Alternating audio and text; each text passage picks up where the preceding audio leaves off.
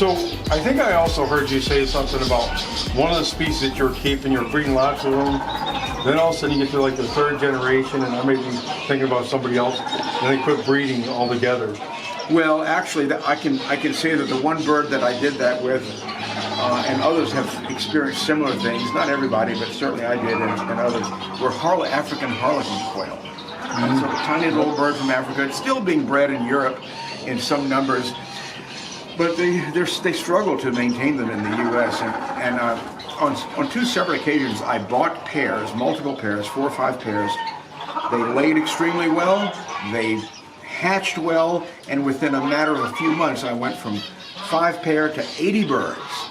And with 80 birds, you're going to certainly say, well, I got enough. I don't need to breed anymore. Well, a year later, those 80 birds were absolutely sterile.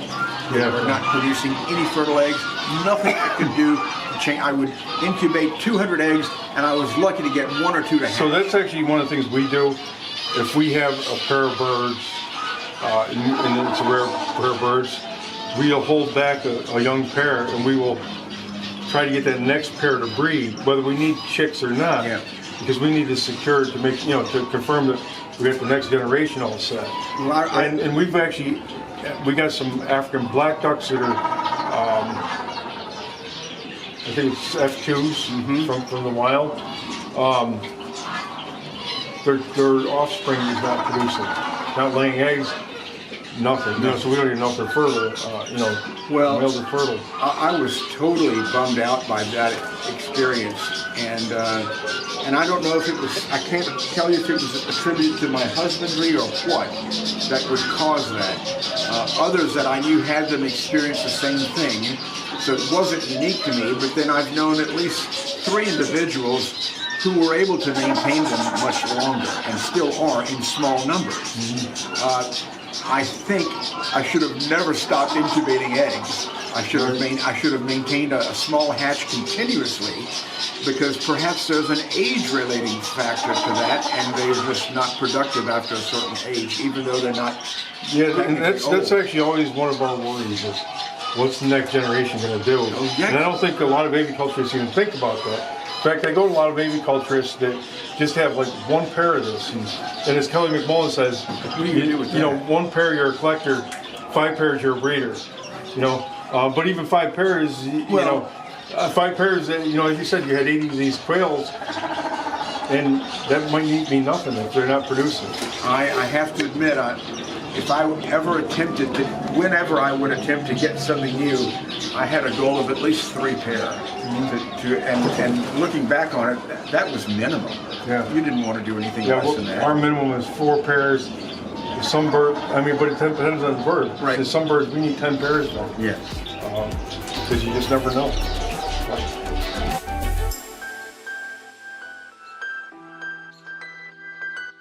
Loves Oloy dog food. What's the protein on that, Well, there's the bag.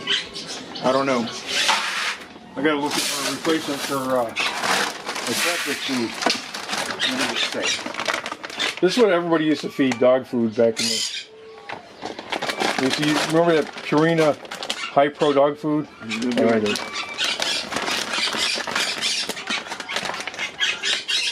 21%. Well, my little call ducks eat it, my chickens eat it. There's not a thing I have that doesn't eat it. And that's their preferred food. In the wintertime, my outdoor ducks and chickens just get corn and dog food. And I've tried other brands of dog food, but that's the one they like, I don't know if it's because of the shape and the size, but there's something more palatable about this one than, let's say, one of the well-known brands. Remember they used to make those Purina High Pro? It was like,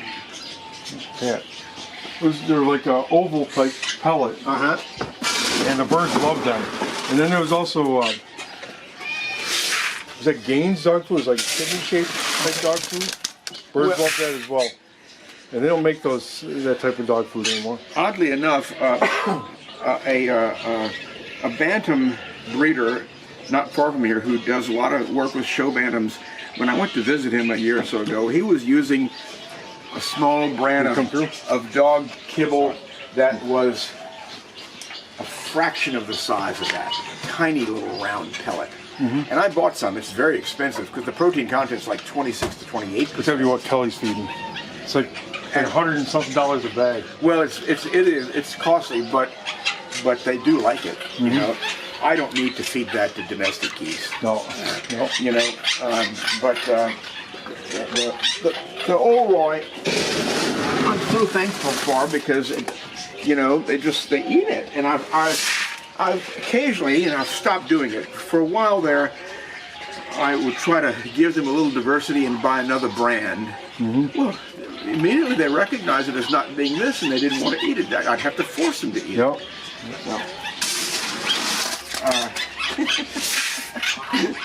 But yes, I keep cats in the building, and so you don't have any mice or rodents or anything? Not anymore. Chris is really taking care of that because he's patrolled everything so carefully when he first got here. But the cats, and now that I have young cats, they are very wary of anything like that. And another thing that most people will find this a bit alarming, but I will absolutely know if there's a snake in the building by the behavior of the cats. Oh, really? Absolutely. First of all, if they can see it, they're going to sit there and watch it. I don't care where it's at. They're going to be glued to that snake. So, and there's, you know, even in this building, I can't keep snakes out of this building in spring and summer. Some are going to. So do the snakes eat your birds, or they eat mostly eggs? Both. A small snake will typically just eat eggs, but a larger snake, whatever he can get. What is it, black snakes or the chicken snakes? They're black rat snakes, which everyone calls chicken snakes. Yep. They're very colorful down here with red and brown. They're not black at all, but the name is black rat snake. Yeah, we got the same type of thing up in North Carolina. And they'll get big too, 6 foot long. Oh, yeah. And that big around. Big things. My friend Sue in Florida, who's plagued with rat snakes, hers are the most colorful things imaginable. They're brilliant orange and red. And I mean, the snake collectors would love to get their hands on that. But they're just as deadly at that color as they are in any other color.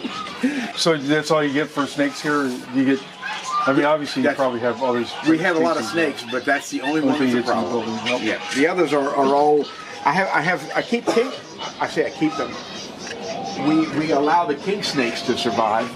Well, we did 2 initially, but then it was just too hard for my keeper to sort. You know, if he saw a snake, just get rid of it. I mean, well, there are only 2 of us here, and I have actually several professional snake grabbers. Yeah, that's what we have that as well. So that way the boys can actually go catch a snake if they need to move it. Your fertility on pigeon eggs, whether it's a bleeding heart dove or I say olive pigeons here, but Very good. it's all fertility is good. It's just a matter of whether they lay eggs, Pretty much. or whether they smash eggs or poor parents or whatever. I have in these cages European stock doves. They look like pigeons. There's like 4 or 5 of them right there. Yes, sir.